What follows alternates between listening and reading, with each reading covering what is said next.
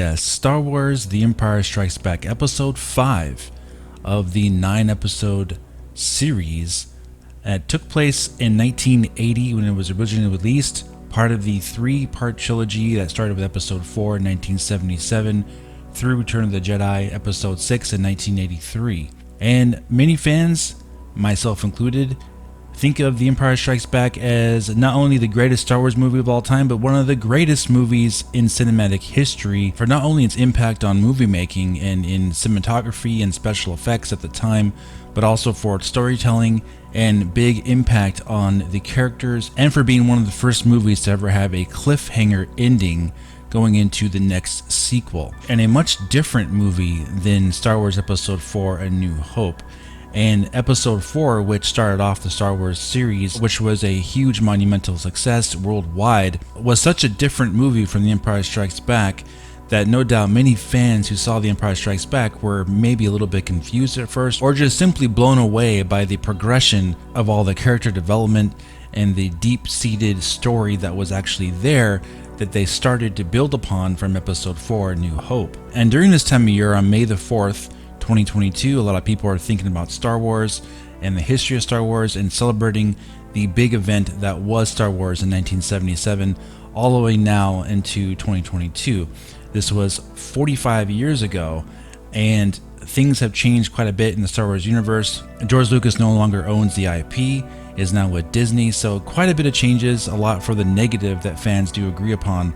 However, when it started out, the vision of Star Wars and the impact it had was far more powerful than anything that happened after that in the 70s and 80s, and it still lives on today as being one of the most powerful and monumental landmark trilogies of all time in cinematic history. But very specifically, the 1980 version of The Empire Strikes Back is definitely the most powerful and best Star Wars movie of all time, including better than the 1997 special edition, which added some improved special effects and also some added story elements to the main plot with the Emperor and Darth Vader, which honestly was not needed in my opinion. Too much information about Darth Vader's past as Anakin Skywalker, and took away from the final scene with Luke Skywalker and Darth Vader when he revealed to him directly that he was his father. And not only that, but the special edition of The Empire Strikes Back has some editing mistakes that they made, and overall it's just not quite as good and well-rounded as the original release in 1980, which I think had no business of being touched whatsoever for a special edition, besides remastering possibly the film quality itself, making it digital instead of the original film, which has gotten very old over the years. But there are ways you can get the Despecialized edition of the original trilogy. You'll have, of course, look that up on your own, but you can view the original movies in their original formats in HD in 2022. If you do a bit of research and digging, you can find those despecialized versions, which are basically the original versions of those 3 movies, completely unchanged in terms of their content and special effects. Just the digital quality of the film has been restored and looks a lot better. So what makes The Empire Strikes Back so great? Well, it has a lot to do with the build-up from Episode 4 A New Hope. They built the foundation there in that first movie, Episode 4, and even though the movie was filmed differently and the acting was a little bit more stiff and a little bit more comic book feeling, it did drive home the point very clear that Luke Skywalker was the main character, Darth Vader was the villain, Obi-Wan Kenobi was the mentor and teacher, Han Solo was the cowboy and, like renegade adventurer type of character, Princess Leia was the damsel in distress, but also very strong and independent as well and can handle herself. And they also established a family aspect with Luke Skywalker being the fatherless boy living with his uncle and aunt on the planet Tatooine, not knowing anything about his past and being told very little. Basically all he knew was that his father died when he was very young, and he didn't know how he died. And that was a huge key there, because that was kept secret from him throughout his entire life. And Luke's age in Episode 4 A New Hope was 19 years old, and The Empire Strikes Back, 3 years passed and Luke was now 22 years old. Getting back to the foundation they started in Episode 4, Luke Skywalker was told very clearly by Obi-Wan Kenobi that his father was betrayed and murdered by Darth Vader, who is a pupil, a student of Obi-Wan Kenobi. And this was also at the same time where Obi-Wan Kenobi was explaining how his father was the best star pilot in the galaxy, and he was also a Jedi Knight, and he gave him his lightsaber, his father's lightsaber. What is it? It's your father's lightsaber. This is the weapon of a Jedi Knight. Not as clumsy or random as a blaster. An elegant weapon for a more civilized age. Building him up to be a hero to his son. However, it was a very big lie directly to Luke's face that Darth Vader betrayed and murdered his father, which later on Obi-Wan Kenobi will explain to him in Return of the Jedi Episode 6 that that was just a point of view that he was talking about. Of course, he was hiding the truth in his words, even though he was telling the truth in the point of view, basically saying that when Anakin turned evil, he changed into Darth Vader, thus forced betraying himself and killing his old self, becoming his new self, a Dark Lord of the Sith. And the entire reason for lying to Luke is pretty obvious. They wanted Luke to learn how to be a Jedi and to then defeat Darth Vader because he was the principal evil in the galaxy at that time, along with his master, Emperor Palpatine, which had a stranglehold on the galaxy from the Empire, which was basically a communist rule. You had the Emperor and you had his servants, and there was no freedom for the people. So the rebels, who were basically looking for their freedom, were the ones fighting against the Empire, looking for their freedom to break free from that, which was referred to in Episode 4 as the rebellion against the Empire. And then as Episode 4 progresses during the movie, Luke then wants to become a Jedi and follow in his father's footsteps. I want to come with you to Alderaan. There's nothing for me here now. I want to learn the ways of the Force and become a Jedi like my father. Then Darth Vader ends up killing Obi-Wan Kenobi right in front of Luke Skywalker, right before his eyes. He dies. Luke is very emotionally attached to Obi-Wan. That was basically like his new father figure, or even a grandfather figure at that time. And seeing him die right before his eyes had a very big impact on Luke. But through the Force, through the energy of the Force, Obi-Wan continued to speak to Luke through his voice. So going into Episode 5, The Empire Strikes Back, after Luke Skywalker destroyed the Death Star, which was a huge blow to the Empire because they were going to then destroy the Rebel base, which was pretty much their entire operation as rebels, which would have ended the rebellion right then and there. Luke Skywalker saved them all by destroying the Death Star and evading Darth Vader, who was actually attacking him in his ship and didn't realize that that was his son. He was attacking him, of course. So going into The Empire Strikes Back, Luke Skywalker was considered a hero, and he grew quite a bit and matured in those 3 years between Episode 4 and Episode 5. And even though Obi-Wan Kenobi was dead, he still had some knowledge of the Force, a little bit, that he was teaching himself. And a lot of the side materials, the comic books and novels, did speak about that, how Luke did have some more knowledge and understanding of the Force that he taught himself during that time, which was on display in the beginning portion of The Empire Strikes Back when he is being held captive by that Wampa beast in the snow, and he was able to actually use the Force to call upon his lightsaber to go into his hand and free himself and then kill the beast and escape. But during this entire time, something very dark was happening. In between Episode 4 and Episode 5, Darth Vader then realized who Luke Skywalker was. But something you have to keep in mind is that back in 1980, when The Empire Strikes Back was first released, no one had a clue that the connection between Darth Vader and Luke Skywalker was going to be that of father and son. In the opening crawl of the movie, it talked about how Darth Vader was now obsessed with finding young Luke, but they explained no reason as to why he was. So at the very beginning of the movie, it was already established that Darth Vader already knew exactly who Luke was, and he had to find him as soon as possible, and he was going to do anything he possibly could to find Luke Skywalker. That was his goal. And the people in the Empire working for Darth Vader probably had no idea why he wanted to find Luke Skywalker, and of course it's not like he was going to tell them either. He had a very clear mission that he wanted Luke Skywalker for himself. And this was a huge deal back when the movie originally released, because there was no prequels, there was no after sequels, there was nothing else. There was only Episode 4 and then Episode 5. So keep that in mind when we're talking about the 1980 version of The Empire Strikes Back.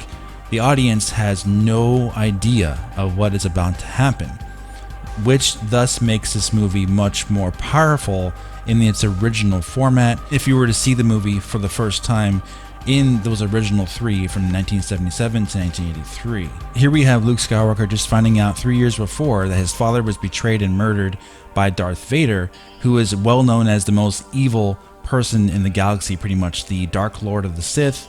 He's in control of the Empire. He's one of the top people basically of the Empire under the Emperor only. It was very clear to Luke Skywalker who his main enemy was going to be going forward. It was going to be Darth Vader. In The Empire Strikes Back, Luke Skywalker had no intention of doing that at that time. He had no idea what was going on. He was just trying to survive with the rest of the rebels, trying to help the cause and to escape the Empire from overtaking them. So after Luke nearly dies basically of hypothermia from the extreme cold after escaping that Wampa, he had a vision of Obi-Wan Kenobi that explained to him that he needed to go learn the ways of the Force from Yoda, which was the same Jedi Master who instructed him in the ways of the Force. So from that point forward, all Luke Skywalker knew was that he had to go learn the Force from Yoda and then go from there. He didn't have any idea of what his destiny was actually being laid out for. They weren't actually telling him. So after the rebels escape the ice planet Hoth, Luke Skywalker then goes and seeks out Yoda to go learn the ways of the Force. Yoda, of course, was testing him out a bit there, testing his patience even. Listen, friend, we didn't mean to land in that puddle, and if we could get our ship out, we would, but we can't, so why don't you just... get your ship out. Hey, get out of there! No! Hey, you could have broken this. Don't do that. Then he admitted to Luke and to Obi-Wan, who was listening, that he was simply too old to learn the ways of the Force. He is too old. Yes, too old to begin the training. So he was already very much set in his attitude and his personality and even his beliefs somewhat. He simply didn't believe a lot of things that a Jedi needs to believe in order to be more successful in the ways of the Force, which was one of Luke's big failings in The Empire Strikes Back, is that he didn't fully believe that he had the power to do these things that Yoda was telling me he could do, which led to a very dark moment, which is known as the Magic Cave.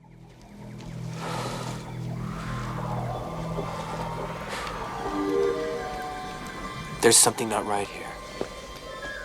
Where Yoda said that he must go and face in the mid part of the movie. And Luke could feel the power of the dark side in that moment. He sensed that there was death surrounding that area. And the reason why Luke failed the test is because he was fighting against himself, his own aggression, his own fear of losing, or the fear of basically death, and fear of the dark side of the Force turned against him and basically formed a ghost of Darth Vader that he fought. And it turned out to be himself. Luke Skywalker's face was inside the helmet of Darth Vader, showing him that actually being the aggressor first was the path to the dark side, showing that he simply can't be so presumptuous and assuming that he has to attack first and ask questions later. And then later on, he also failed yet again when he was trying to use the Force to lift his X-Wing out of the swamp, and he wasn't able to, for the simple fact that he didn't believe that he could lift such a heavy object, when in fact, in the ways of the Force, there is no weight. The lesson Yoda was trying to tell him is that he needed to believe, because the size didn't matter as far as where the power came from. As long as he was one with the Force, the size of the object that he was moving didn't matter in relation to him. And then later on, Yoda was teaching him to relax and to free his mind and to think about the future, think about the past. And that was when he had a vision of the future. And the vision that he had was very dark. I saw a city in the clouds. Friends you have there. He saw pain and suffering of his friends.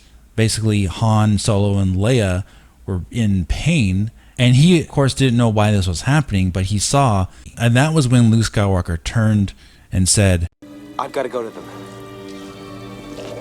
Which was another mistake, and presumptuous mistake by Luke to do that, because he's reacting with emotion and aggression. Basically, I need to go save my friends, which makes sense to us. But in the ways of the Jedi, what Yoda was trying to teach him was that that was not the ways of the Jedi. He needed to control himself and learn all the ways of the Force first before he could go and face Darth Vader and save his friends. And Luke's reasoning basically was like, there's no time for that. My friends are going to die if I don't help them. Now, this would have been a good time possibly to tell Luke that Darth Vader was his father, right? But of course, no, that didn't happen. Yoda and Obi-Wan, who then appeared as a Force ghost, didn't tell him anything about that.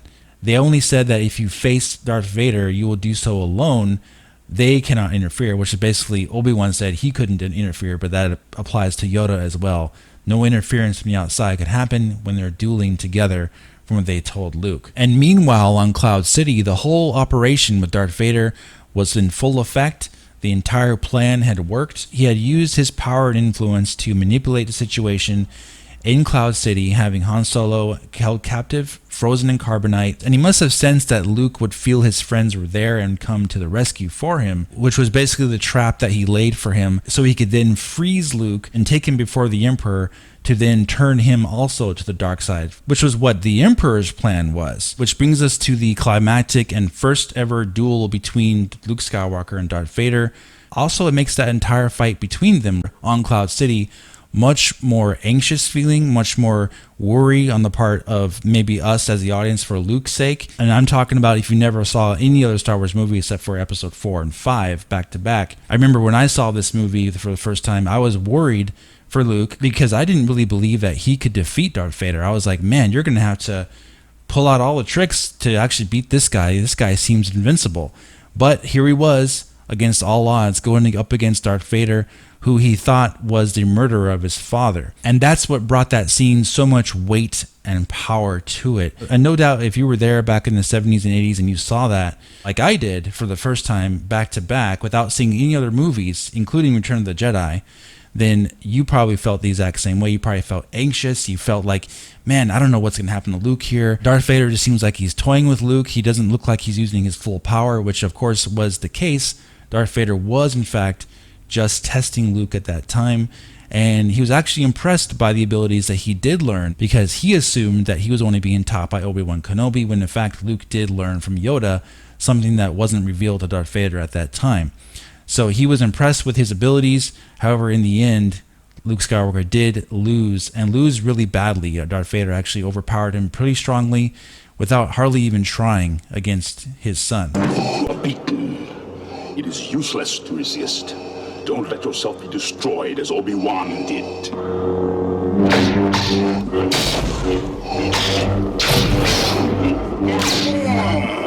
And that was when, after he defeated him, nearly killing Luke, cutting off his hand, he finally revealed the truth to Luke. Obi-Wan never told you what happened to your father. He told me enough. He told me you killed him. No. I am your father. And of course, the initial reaction by Luke was disbelief, confusion, probably despair and pain, all those emotions he's feeling. He didn't want to hear it, but he was able to escape. And then once he was rescued by Lando Calrissian and Leia and Chewbacca, he was able to sit down and then reflect and then realize through the Force, feeling that his actual connection there to his father was real, and realize that everything that he was told his entire life about his father was a 100% lie. And he questioned why Obi-Wan Kenobi Ben didn't tell him sooner. Ben,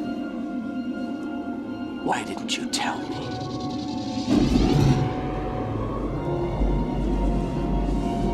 Luke, it is your destiny.